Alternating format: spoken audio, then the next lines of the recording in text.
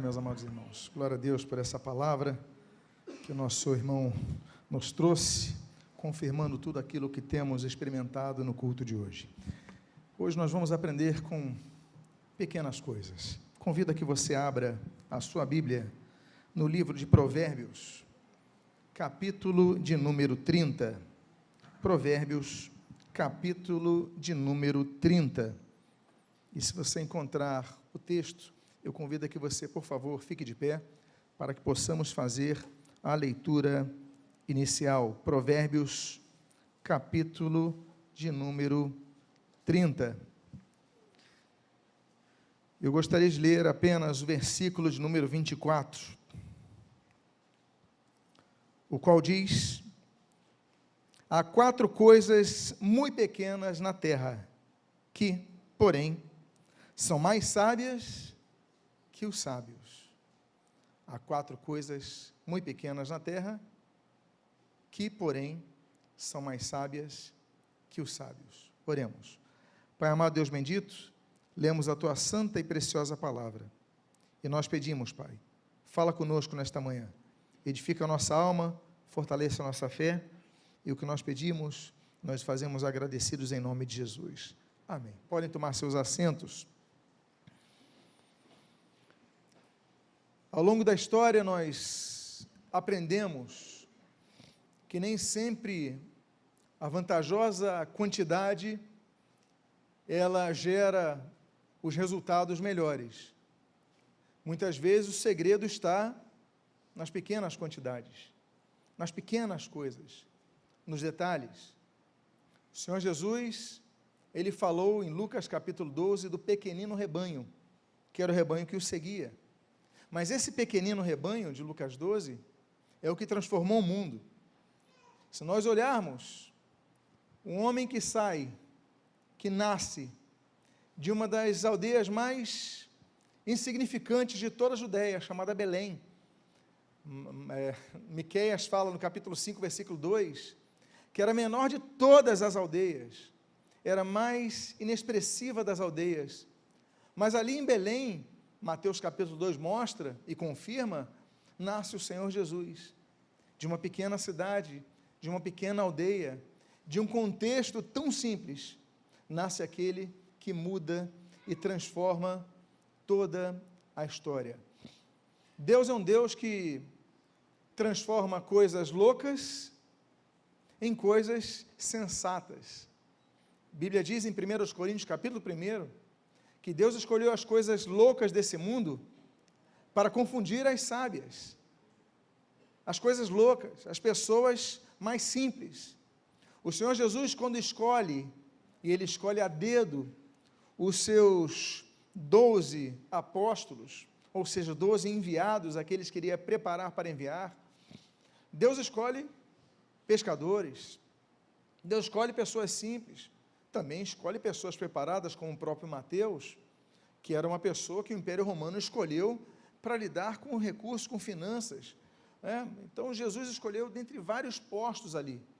Mas ele escolhe um Pedro, que vai se tornar, talvez, um dos maiores nomes que nós conhecemos dentre os discípulos de Cristo, que a Bíblia diz no livro de Atos, que era um homem de indoutas palavras, era um homem que ele não tinha um vocabulário refinado, por exemplo. Quando nós lemos, então, algumas expressões de Pedro, nós vemos que isso também traduzia-se de uma pessoa que talvez tivesse um trato com outras pessoas também não delicado, não formal. Era uma pessoa um pouco mais intensa no seu sentido, na sua personalidade, mas Deus escolhe ele. Deus escolhe as coisas simples desse mundo. O que Deus está procurando muitas vezes não é a quantidade, mas é a qualidade de nosso coração. A Bíblia diz que Deus habita, por exemplo, em Êxodo capítulo 30, a Bíblia diz que Deus habitava no local santo, no santo dos santos, naquele tabernáculo. Mas muitas vezes as pessoas pensavam, mas o termo habitar no lugar santo, morar, não, nós temos que compreender a linguagem hebraica. Por quê? Porque ali Deus se manifestava, Deus não ficava confinado aos santos dos santos. Tanto é que na própria antiga aliança, Nós lemos em Isaías capítulo 57, Deus falando o seguinte: olha, eu habito num alto local santo, mas também habito no coração do contrito, no coração da pessoa amargurada, no coração da pessoa que está passando por dificuldades. Ou seja, Deus é um Deus que habita não apenas no templo, mas habita nos corações, e é aquilo que o apóstolo Paulo vai dizer quando escreve aos Coríntios. O apóstolo Paulo vai dizer que nós somos o templo do Espírito Santo, nós somos o santuário do Espírito Santo. Coisas pequenas. Deus se usa de coisas pequenas. Nós lemos, por exemplo, 1 Samuel capítulo 17, nós lemos aquele momento que Davi, o jovem Davi, ele vai procurar usar uma armadura grande, pesada do rei Saul, que era um homem alto, que era um homem forte, que era um homem... E ele não aguenta aquela, ele não fica à vontade com aquilo, ele prefere ficar com o seu estilingue, com aquelas 5 pedrinhas que ele pega ali do ribeiro, e com essas 5 pedrinhas, coisas pequenas, coisas simples, ele derruba o Golias. São coisas pequenas que Deus usa para fazer milagres. Nós vemos, por exemplo, no livro de Reis mesmo, no 1 Reis capítulo 17, Elias, com aquela viúva de Sarepta, ele pega a pouca quantidade que tem e faz aquele milagre, se operar e multiplicar o azeite, assim como o próprio sucessor dele, Eliseu. Eliseu, ele vai multiplicar o azeite da viúva de um dos filhos do profeta. Então, Deus é um Deus que se usa de pequenas coisas, das pequeninas coisas, da própria criança, dos próprios bebês. Nós vemos na Bíblia, a Bíblia diz no livro de Salmo, no capítulo 8, que, olha, dos pequeninos suscitastes força. Deus suscita a força dos pequeninos. Amados irmãos, nós lemos o texto, por exemplo, de Zacarias, capítulo número 4, versículo 10, quando a Bíblia diz assim, olha, não desprezeis os pequenos começos. A gente não pode desprezar os passos pequenos que nós damos. Mais vale a pena, às vezes, darmos pequenos passos do que grandes passos e depois desistirmos. Muitas vezes nós vamos com sede ao pote, me permita uma expressão popular, né? Nós vamos com grandes passos e paramos ali cansados. Mas nós devemos pensar como o maratonista pensa. Nessas corridas, como nós temos aqui no Brasil, em tantos outros locais, né? A corrida de São Silvestre, geralmente são os africanos que ganham, não é isso? Tivemos aí uma vez que um brasileiro ganhou, um português ganhou, mas geralmente são os africanos. Mas quando é dada a largada, geralmente eles estão lá atrás, mas eles dão passos constantes, e aí eles chegam lá. Muitas vezes são os mais magrinhos, são os mais, que você fala, poxa, não tem, mas são pessoas que são constantes. Não podemos desprezar os pequenos começos. Deus trabalha com coisas pequenas, com pouca quantidade, como nós lemos ali em Mateus 14, Mateus 15, as multiplicações dos pães e dos peixes. Basta um pouquinho os pães, um pouquinho os peixes, que Jesus multiplica, não é verdade? Jesus fala no próprio Evangelho de Mateus, no capítulo 17, olha, se vocês tiverem a fé do tamanho de um grão de mostarda, vocês vão dizer para essa montanha, vai para o lado, ela vai. Jesus está dizendo o seguinte, que basta a fé pequena, crescente, nascente, mas pequena, que você pode fazer grandes coisas.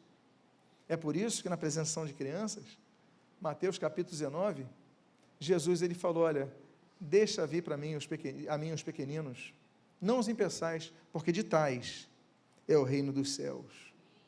Herodes era grande, não conheceu o reino dos céus. Os pequeninos conhecem o reino dos céus. Coisas pequenas. Deus trabalha com coisas pequenas. Esse texto de Provérbios, que é um provérbio que não é de Salomão. Salomão, dos 31 provérbios do livro de Provérbios, Salomão escreve 29. Esse provérbio é de Agur, é um homem de uma cidade chamada Massá, mas ele pega uma expressão, e esse Agur é uma pessoa que observa muito a natureza, muitos detalhes da natureza, e ele vai extrair de pequenas coisas da terra, sabedoria, que nós devemos usar através da observação a estes seres. Você está disposto a caminhar comigo nesse aprendizado? Primeira coisa pequena, com quem nós aprendemos é o quê? É a formiga. Não é isso que está na tela? Vamos aprender com a formiga? A Bíblia diz, no versículo 24, no 25, há 4 coisas muito pequenas na terra, que porém são mais sábias que os sábios. As formigas, povo sem força, todavia, no verão, preparam a sua comida. Eu queria extrair alguns ensinamentos das formigas. E o primeiro delas é que as formigas, apesar de serem fracas com relação à força humana, você soprando, as formigas voam. Você pisa em formigas e nem sente. Por quê? Porque comparativamente, fazendo uma comparação, digamos assim, em peso real, nós somos muito mais fortes que as formigas. Mas se fizermos uma comparação de maneira mais precisa, as formigas são mais fortes que nós. Vide, por exemplo, o fato do peso que elas carregam. As formigas carregam objetos muito mais pesados que o corpo delas. Nós não conseguimos fazer isso. São pessoas muito fortes, fazem muito exercício, conseguem então levantar pesos acima de seu próprio peso. Mas se você tem 80 quilos, você vai ter muita dificuldade em levantar 80 quilos, não é verdade? Você vai fazer muito esforço para levantar 100 quilos ou mais. E nós aprendemos então com as formigas, que nós devemos aprender a usar a nossa força, porque muitas vezes nós temos uma força que nós não sabemos usar. Você sabe qual é a diferença de um boi para um touro? Porque, em termos de configuração, em termos, digamos assim, do fenótipo, a questão da estrutura corporal é a mesma. Tem ossos semelhantes, a carne é a mesma, o músculo é o mesmo. O que vai mudar? O que vai mudar no touro é a mente. A mente é a diferença do touro para o boi. Por quê? Porque o boi, por exemplo, eu lembro que quando nós morávamos no Uruguai, nós sempre íamos para Porto Alegre, dava um feriado, íamos visitar a família lá no sul, pegava o carro ali, pegava um pouco de estrada, e a gente sempre parava no caminho, e ali nos pampas, aquilo ali, muito boi, muito gado. E eu lembro de uma vez que eu estava vendo, a gente parou para almoçar, eu estava olhando na janela, eu estava vendo um garoto, que era minha idade, eu devia ter 10, 11 anos, aquele garoto também, minha idade. Ele estava com umas vacas ali, uns bois, ele estava com uma vara, ele conduzia, batia na vara, batia assim, fazia alguma coisa assim, batia, então elas vinham para a esquerda. Ele batia assim, elas vinham para a direita. O garoto ia conduzindo aqueles animais que tinham um peso muito maior que aquela criança, que aquele garoto. Eram vacas, eram bois. Agora imagine você, se esse garoto fizesse isso com um touro, o que aconteceria? O touro pegaria o garoto e mandaria para os ares. Por quê? Porque se fisicamente eles são semelhantes, mentalmente o touro sabe a força que tem. O touro sabe o seguinte, olha, se encostar, vai ter. O boi não. O boi está me batendo, eu vou. A diferença está na mente. Tem muita gente que não sai do lugar que está na sua vida, não avança na vida, não é porque não tem condições de fazê-lo, é porque na mente colocou uma limitação. Olha, eu não vou conseguir, eu não posso, eu não tenho capacidade, talvez porque os teus pais falaram que você não tinha capacidade, talvez porque você tivesse uma experiência negativa na sua vida, e você então não andou para frente, então você falou, agora não vou conseguir mais. O fato é que há pessoas que não são touros, são bois. Eles não sabem a força que têm. E nós devemos então olhar para os bois, para os touros, e nós devemos olhar para as formigas. As formigas, elas podiam olhar aquela folha pesada que elas carregam. Eu já vi uma cena de uma formiga, naqueles documentários de televisão, carregando uma folha enorme ali, ela tudo bem, tem um exoesqueleto, etc., mas tem que ter a disposição de carregar aquilo. Tem que entender o seguinte, olha, se eu me esforçar, eu vou conseguir, mas tem que ter inteligência. Por quê? Porque a inteligência vai fazer até com que elas tenham capacidade de carregar a folha e se equilibrarem, porque senão elas vão tombar para um lado ou para o outro, até por causa dos ventos, até por causa da massa de ar. Então nós devemos aprender com as formigas. Quando você vê uma formiga carregando uma folha, um objeto, qualquer coisa, você fala, peraí, se ela olhasse para si própria, ela diria, eu não tenho força para isso. Mas ela fala o seguinte, não, eu vou amplificar isso, eu vou usar a minha força com sabedoria, eu vou equilibrar isso e vou atingir o meu objetivo. Como? Usando a inteligência. Como é que eu posso fazer? Como é que eu posso fazer para vencer, para lutar? Nós temos que aprender com as formigas. Um segundo ensinamento que nós aprendemos com as formigas, você leu no texto de Provérbios, que as formigas, elas guardam os seus alimentos para os tempos mais difíceis. Não é assim? As formigas, elas pegam os alimentos e estocam os alimentos antes do inverno chegar. Tudo bem que nós aqui no Rio de Janeiro não temos um inverno tão pesado. Mas eu falo do contexto bíblico, falo do hemisfério norte, falo de regiões onde no inverno você não consegue pegar folhas, porque as árvores estão completamente secas. As árvores já não têm mais fruto nem folha, está tudo seco. Então, a formiga, e aí nós temos as fábulas de Esopo, não é isso? Que trabalham isso daí, histórias belíssimas. Aliás, Lutero foi um dos que traduziu as fábulas de Esopo para o alemão, século XVI, mas essa é outra história. Mas o fato é que as formigas, elas nos ensinam a que nós sejamos precavidos contra o nosso futuro. Há pessoas que vivem uma fase muito difícil, infeliz. Por quê? Porque são surpreendidas com desemprego. São surpreendidas por uma doença. São surpreendidas por um acidente que muda tudo na sua vida. Coisas estas que acontecem com a pessoa ou com parentes próximos. Eu lembro de uma pessoa, por exemplo, que surgiu uma situação de crise, os dois filhos ao mesmo tempo, não vou dizer naturalmente o nome nem a época, e essa pessoa que tinha uma vida estável e tudo mais, começou a se desfazer de tudo para manter os filhos e pronto, e aí veio o neto e pronto.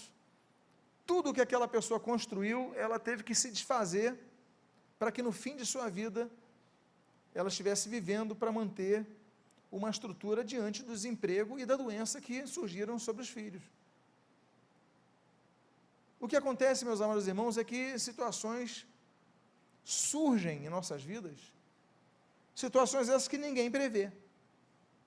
Uma pessoa que teve uma brilhante ideia, dentre as muitas pessoas que têm brilhantes ideias, foi o sujeito que inventou o seguro. É uma invenção relativamente recente, estamos falando aí do século, se não me engano, século XX mesmo, início do século XX. Ele inventa o seguro. Mas por que inventar o seguro? Porque ninguém pensa nisso. Ninguém pensa em problemas que podem surgir no futuro. Ninguém pensa em pegar as folhas durante o verão para estocar, porque o inverno vai chegar um dia. Ninguém pensa nisso. Nós não fazemos poupança, nós não fazemos investimentos a longo prazo.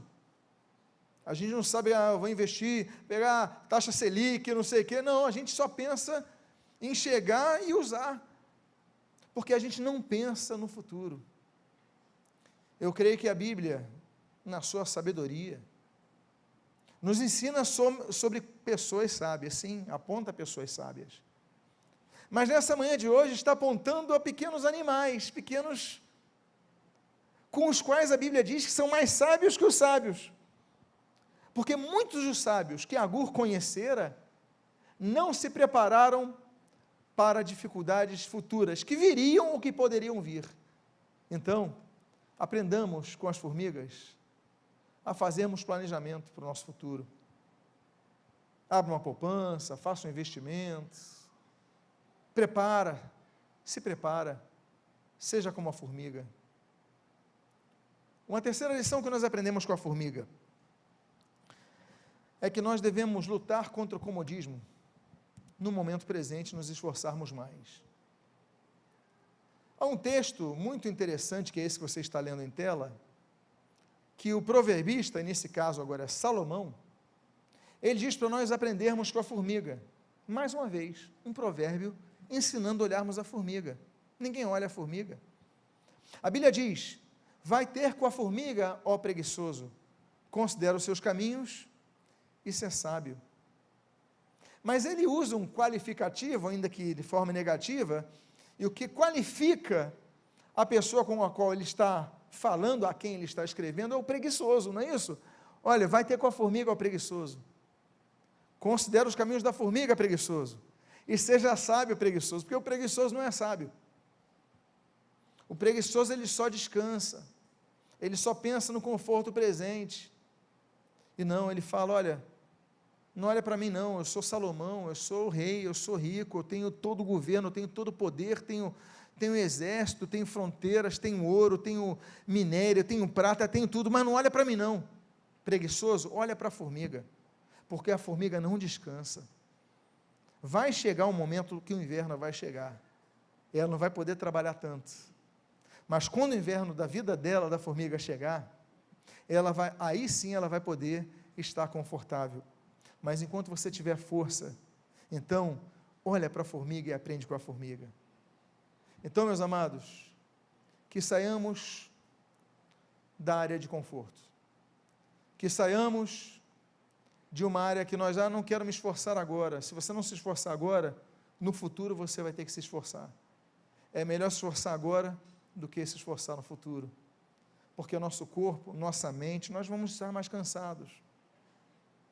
Então, aproveita o vigor. Jovem, aproveita o vigor. Adulto, aproveita o vigor, porque quando chegar à fase adulta, você vai poder descansar mais.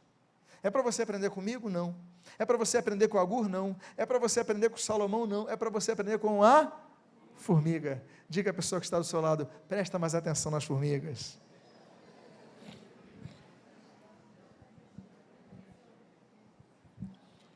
Há uma segunda coisa nesse mesmo texto, um segundo pequeno animal, que a Bíblia diz que é mais sábio que os sábios.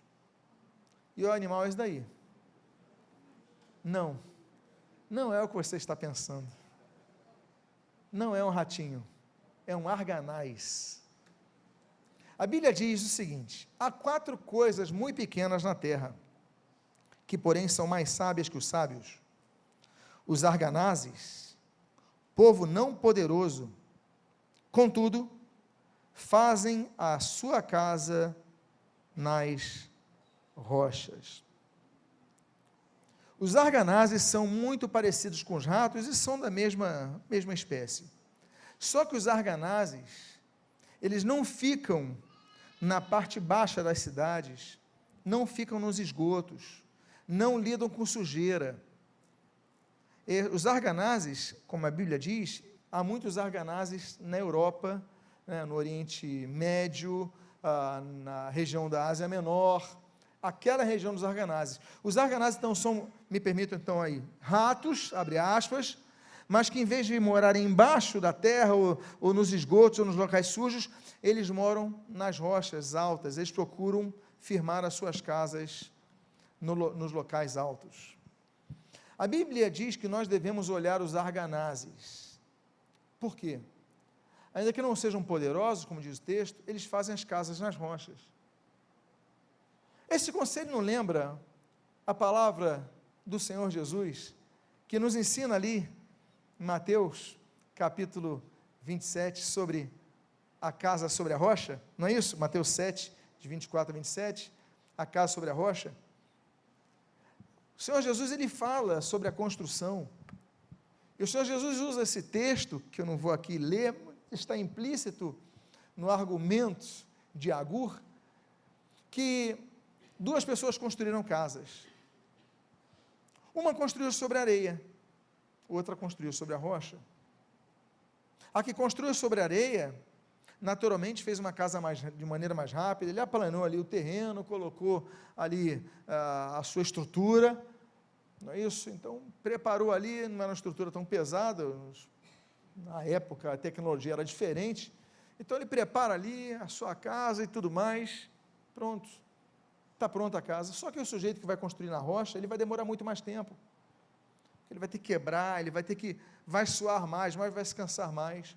Aí o Senhor Jesus fala, olha, vai ter um momento que vão chegar as chuvas, vão soprar os ventos, os rios vão subir, vai dar tudo com ímpeto contra a casa, e ele diz que a casa sobre a areia, ela vai se desfazer, mas a casa sobre a rocha, ela vai permanecer firme. Os arganazes são esses roedores que o Senhor Jesus conhecia, porque ele olhava para cima, assim como Agur conhecia, ele olhava para cima e fala, poxa, interessante, eles descem aqui, mas daqui a pouco sobem e vão morar nas fendas das rochas, local seguro, local protegido. O que nós temos construído é visado por Satanás para que seja destruído. Não é isso que o Senhor Jesus fala em João capítulo 10? Ele fala, o ladrão vem para matar, roubar e destruir, não é isso? Só se mata quem tem o quê? Vida. Só se rouba quem tem algo que seja valioso. Você não rouba se alguém não tem nada valioso. E você só destrói aquilo que foi um dia construído. Você não destrói o que não foi construído. O que o diabo quer é destruir. O que você tem construído na sua vida? Nós devemos então trabalhar como as arganazes. Amados irmãos, firmeza é o que se espera de nós. Nós devemos ser pessoas, Atos, capítulo 14, firmes na fé. Devemos ser pessoas, Romanos capítulo 4, firmes nas promessas de Deus. Romanos capítulo 5, firmes na graça de Deus. Nós devemos ter firmeza na nossa vida, firmeza em tudo. Temos que ter firmeza, inclusive, meus amados irmãos, na unidade da igreja, mantermos unidos uns aos outros.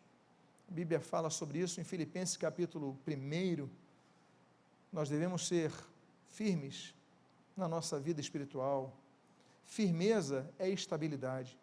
Há pessoas que chegam um momento da sua vida e dão aquele pulo, espiritualidades super espirituais, e isso, daqui a pouco estão desviados.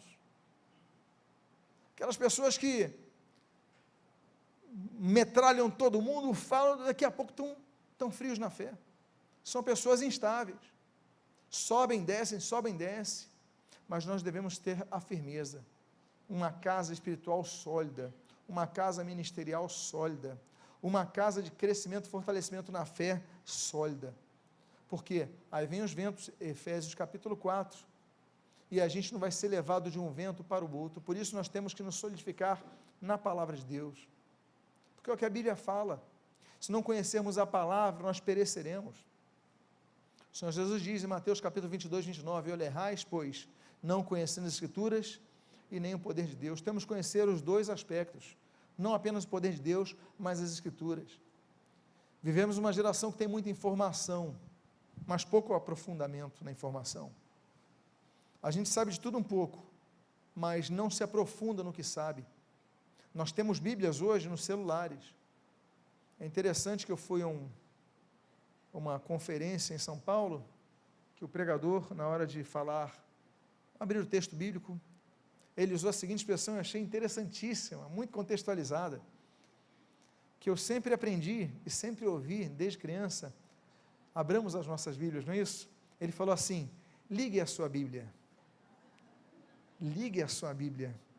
Eu achei muito interessante, mas nós estamos vivendo uma geração de pessoas que vão ligar a Bíblia. A gente ainda carrega esse livro. Mas a próxima geração, a outra geração, se Jesus não voltar antes, eu creio que volte, já vai ser, talvez, o ligue a sua Bíblia. Bibliotecas com livros físicos vão ser cada vez mais raros. As pessoas, a próxima geração vão, gente, que isso, tantos livros assim? Por quê? Porque a sociedade tem mudado. Mas o que não pode mudar é que, independentemente da forma como o texto bíblico se apresente, se no papel, se no celular, se no áudio, se na internet, se no YouTube, não importa. O que importa é que nós possamos ouvir a palavra, absorver a palavra, nos alimentarmos com a palavra, nos fundamentarmos com a palavra, nos estruturarmos sobre a palavra, para que possamos, como diz Tiago 1, vivermos a palavra, e como diz Efésios 4, não sermos levados de um lado para outro, conforme o vento de doutrina que soprem sobre nós. Aprendamos com os arganazes. Há um terceiro pequeno animal. Você pode me lembrar então o primeiro animal com quem nós aprendemos a ser sábios nessa manhã? Você pode me lembrar o segundo animal? Arganaz. É o ratinho, como dizem alguns, é o ratinho do bem. Né? Ele e o hamster estão na disputa, né, do ratinho do bem. O terceiro animal. Que animal é esse? Gafanhotos. A Bíblia diz nesse texto o seguinte: há 4 coisas muito pequenas na terra que, porém, são mais sábios que os sábios. Olha só, são mais sábios que os sábios. Os gafanhotos não têm rei, contudo, marcham todos em bandos.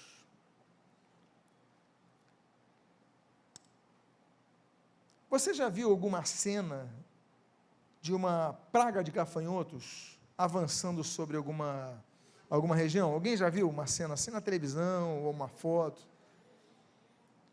Quando vem aquela cena, o sujeito que é dono da terra, o agricultor, o que ele faz?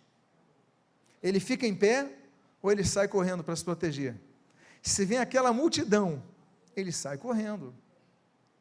Agora, se vem apenas um gafanhoto na plantação dele, na plantação de milho, na plantação de o que for, ele sai correndo? O que ele faz? Ele enfrenta, ele expulsa, ele mata, não é isso? Por quê? Porque o gafanhoto, sozinho, ele não produz a destruição que pode produzir quando está unido. Ele não gera medo, ele não gera temor. E a Bíblia diz, olha, eles marcham todos em bando, eles são sábios. Porque eles sabem que se forem sozinhos tentar comer algo da plantação de alguém, alguém vai lá e esmaga ele. No mínimo expulsa ele. Ele não vai conseguir comer direito. Agora, se for em bando, todos sobrevoando, todos comendo juntos, todos ali, ninguém vai mexer com eles. Nós aprendemos com os gafanhotos a respeito da força que existe na unidade. Os gafanhotos na Bíblia, eles são geralmente destacados pelo aspecto negativo, não é verdade? A gente geralmente fala de gafanhotos no aspecto negativo, a praga dos gafanhotos. Deus envia os gafanhotos contra o Egito, envia os gafanhotos contra tantos povos. Aí os gafanhotos são vistos como objeto do juízo de Deus sobre os povos. Os gafanhotos são vistos também na representação bíblica como exércitos inimigos que estão invadindo ali o povo para destruir. Os gafanhotos são vistos no Apocalipse, por exemplo, como aquele exército demoníaco que vai ser solto na terra. Agora, esse texto usa um aspecto positivo. A Bíblia extrai o positivo de alguém que a gente costuma ver com o negativo, o gafanhoto, porque eles são organizados. Nós devemos reconhecer e aprender muito com aqueles que pensam de maneira diferente de nós. Nós não somos os melhores, não, longe disso.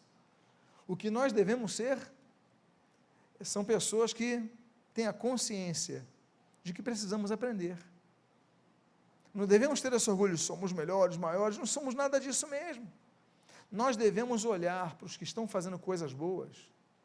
Mas não são evangélicos, já são espíritas, já são budistas, são testemunhos de Jeová. Poxa, vamos aprender com os mormons sobre evangelização em dupla. Vamos aprender com os espíritas sobre boas obras. Vamos aprender, nós temos que aprender com outros. Estou falando de espiritualidade, não estou falando de espiritualidade, não estou falando de palavra de Deus, da vontade de Deus, estou falando que nós podemos aprender muito com os outros. Para isso nós devemos ter um coração humilde e inteligência na percepção. Devemos aprender com os gafanhotos. Os gafanhotos unidos vêm e destroem. Espera aí, mas por que nós não podemos aprender sobre a unidade com os gafanhotos? A Bíblia diz no Salmo 133, como é bom, como é agradável que os irmãos vivam em comunhão. O Senhor Jesus, naquela oração chamada oração sacerdotal de João capítulo 17, o Senhor Jesus falou, olha, para que todos sejam um. O objetivo de Jesus é que todos sejamos um com Ele. A Bíblia nos ensina sobre unidade, a força da unidade. Quando nós nos unimos, nós somos mais fortes. 1 Pedro capítulo 4, versículo 10, diz que Deus distribuiu um dom para cada um. Ela tem um dom, ele tem outro, ela tem outro, ela tem outro, ele tem outro, que eu não tenho. Mas quando nos unimos, nós fortalecemos a igreja, avançamos mais. Porque a unidade da igreja é algo muito interessante. Esse texto de Efésios capítulo 4, ele diz assim, mas seguindo a verdade em amor, cresçamos em tudo naquele que é o cabeça, Cristo. Então, olha só, primeira coisa, nós devemos crescer, devemos amadurecer, devemos sair da fase da infância, da imaturidade, da adolescência, devemos crescer.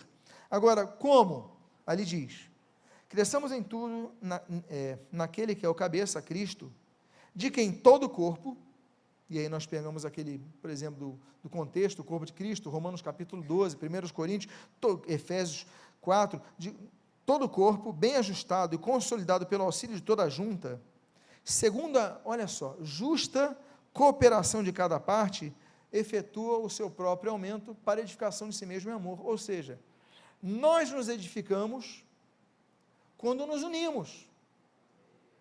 E como o apóstolo Paulo diz, olha, 1 Coríntios capítulo 1, unidos na mesma disposição mental, no mesmo parecer. Senão a gente vai estar unido fisicamente, mas vai estar um murmurando contra o outro, reclamando do outro, falando, não vamos estar unidos na mesma disposição mental e no mesmo parecer. Então vamos aprender com os gafanhotos. Qual foi o primeiro animal o qual nós devemos nos espelhar para sermos mais sábios que os sábios? Formiga. Muito bem. Agora eu quero ver se você decorou o segundo animal, que é aquele ratinho do bem, Arganaz. Confesse, alguém já tinha falado, eu vi um Arganaz, até porque não tem aqui no Brasil Arganaz, tem na Europa.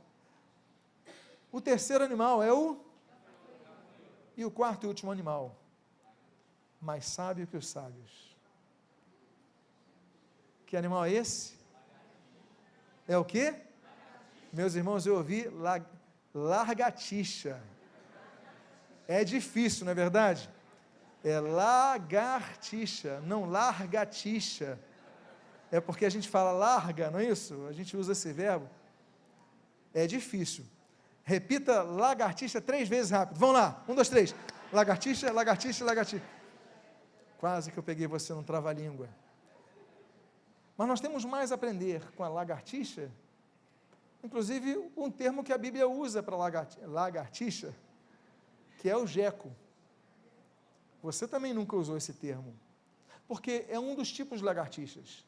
Existem 1.500 tipos de lagartixas, 1.500 tipos. E o geco é o tipo de lagartixa que tem ali na região de Israel. A Bíblia diz, há 4 coisas muito pequenas na terra, que porém são mais sábias que os sábios. O geco, que se apanha com as mãos, contudo, está nos palácios dos reis.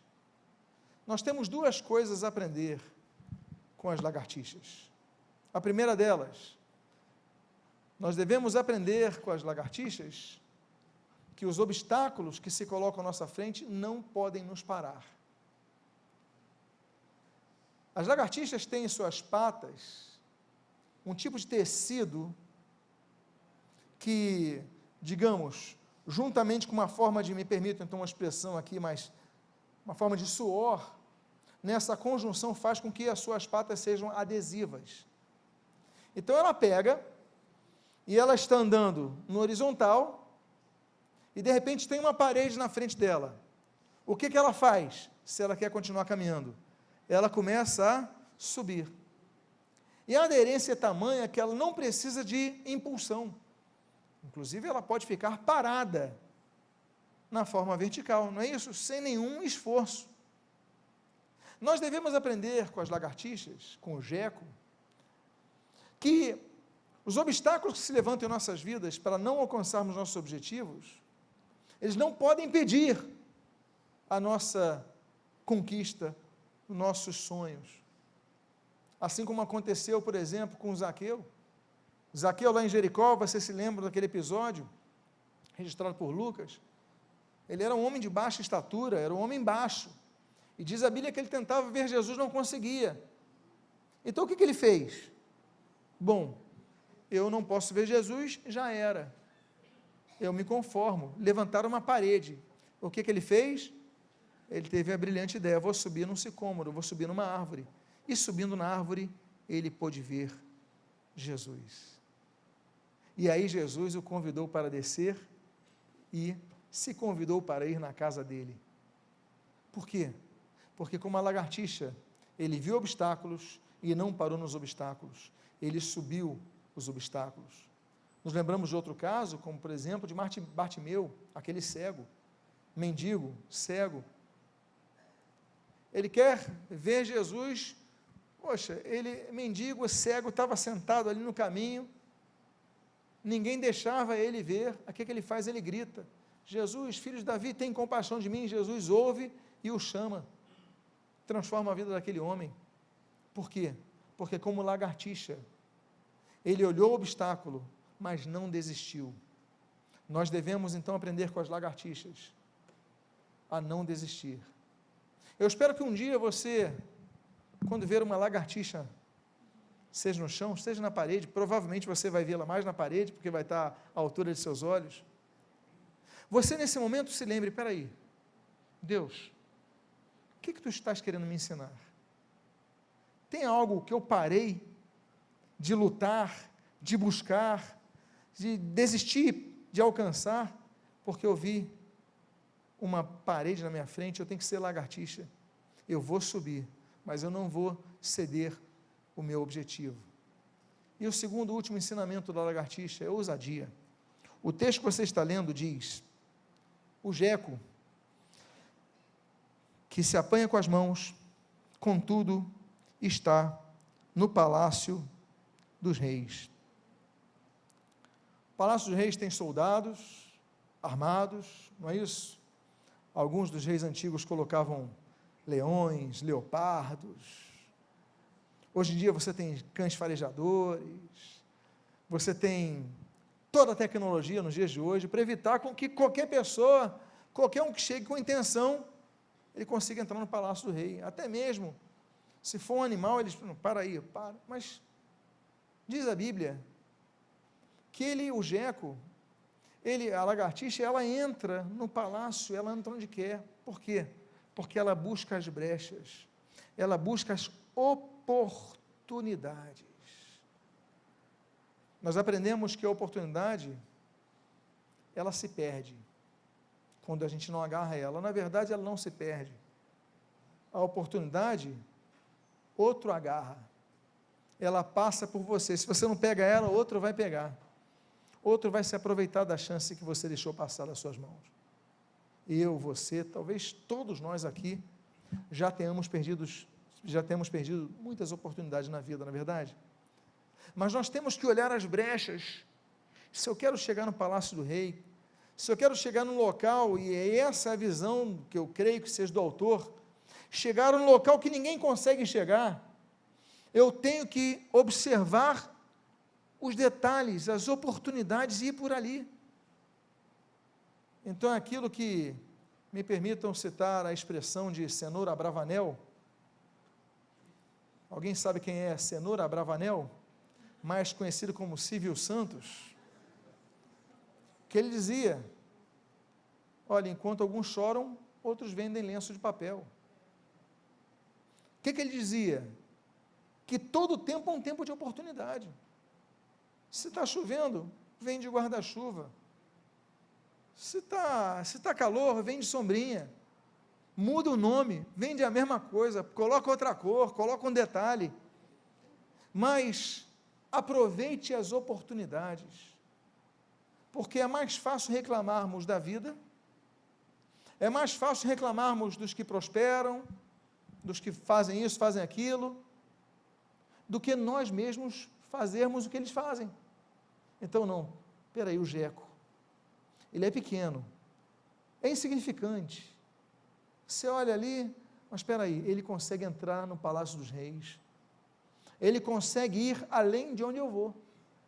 Eu não vou no Palácio dos Reis, mas espera aí, a lagartixa vai, então espera aí, se ela vai, por que eu não vou? É o tamanho? Não, é a oportunidade, são as brechas. Sim, esses animais, como diz a Bíblia, são mais sábios que os sábios. A formiga, quem mais? O arganaz, quem mais? O gafanhoto, quem mais? Lagartixa, são mais sábios que os sábios. O meu desejo é que nós possamos aprender a sabedoria com as pequenas coisas. É aquilo de olhar o céu e agradecer a Deus pela vida, é aquilo de você valorizar o que você tem. Uma vez eu passando ali pelo centro, eu vi um cego,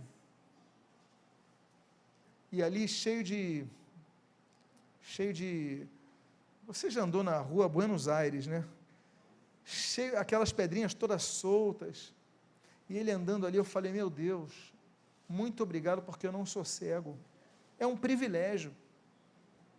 Então, reclama menos, agradeça mais, mas aprenda com as pequenas coisas que Deus permite que nós possamos extrair tanta sabedoria, coisas que nós nunca olhamos, mas que se olharmos, formos atentos, podemos aprender muito. Eu convido a que você fique de pé nesse momento. Eu gostaria de fazer uma oração por sua vida. Gostaria de fazer uma oração por você, que aprendeu um pouco com esses 4 pequenos animais. Eu queria fazer então essa oração a você, que precisa solucionar uma situação na sua vida, e muitas vezes não percebe que Deus já tem mostrado o caminho. Pai amado, em nome de Jesus, nós queremos te agradecer por teu amor por nós, te agradecer por tua graça por nossas vidas, te agradecer, Senhor Jesus, porque pequenas coisas tens colocado à nossa frente, nem sempre observamos, que sejamos melhores em observar o teu ensinamento. Às vezes, são crianças que estão nos ensinando coisas, às vezes são alunos, às vezes são pessoas que trabalham conosco, que estão numa função que nós nem valorizamos. Deus tem misericórdia de nós, e que possamos observar o teu ensinamento nos detalhes, nas pequenas coisas que permites que nos rodeiam, até porque nós somos pequenos, Pai. Diante de ti nada somos, se não for a tua presença, a tua graça, a tua misericórdia sobre nós. Muito obrigado, Pai, por teu amor, obrigado por essa palavra, e nós pedimos as tuas bênçãos em nome de Jesus. Amém e amém. Antes de você se assentar, diga para a pessoa que está do seu lado os 4 animais com os quais você deve aprender.